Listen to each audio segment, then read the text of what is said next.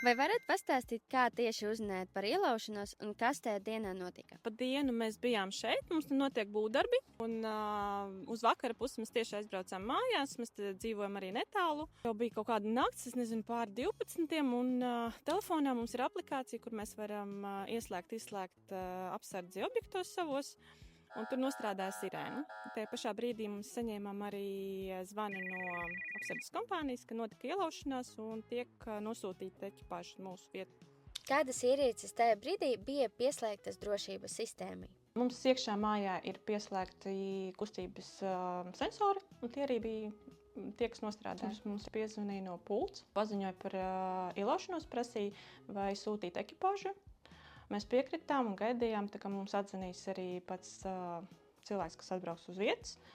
Un pēc tam viņš arī piezvanīja un paziņoja, ka ir notikusi ielaušanās, uz vietas neviena nav. Braucot uz vietas, mūs sagaidīja pats darbinieks, mēs ienācām iekšā, konstatējām, ka ir tur salauztas durvis un logs, un paskatījāmies, ka ir nozagti instrumenti. Un sakarā ar to visu arī tika izsaukta policija. Atbraucot, mēs, protams, konstatējam, ka ir mēģināts ielausties pa logu. Te var redzēt, ka ir sasists logs un mēģināts atvērt arī. Un durvis arī bija salauztas, bija vaļā. Te var redzēt, ka ir arī mēģināts ielausties. Jums bija tarifs apdrošinātais. Kāpēc izvēlējāties tieši šo? Šajā jautājumā milzīgs paldies mūsu kompānijai Apsardzes alianse.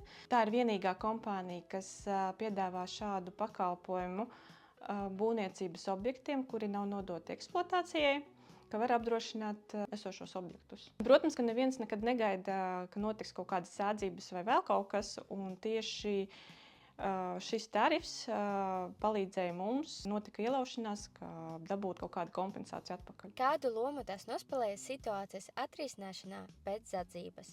Kompensēja tos visus zaudējumus, 600 eiro, un arī kompensēja pašus instrumentus. Protams, ka mēs tagad esam sapratuši pēc tā visa, ka ir svarīga arī ne tikai iekšējā apsardze, bet arī ir ārpusē.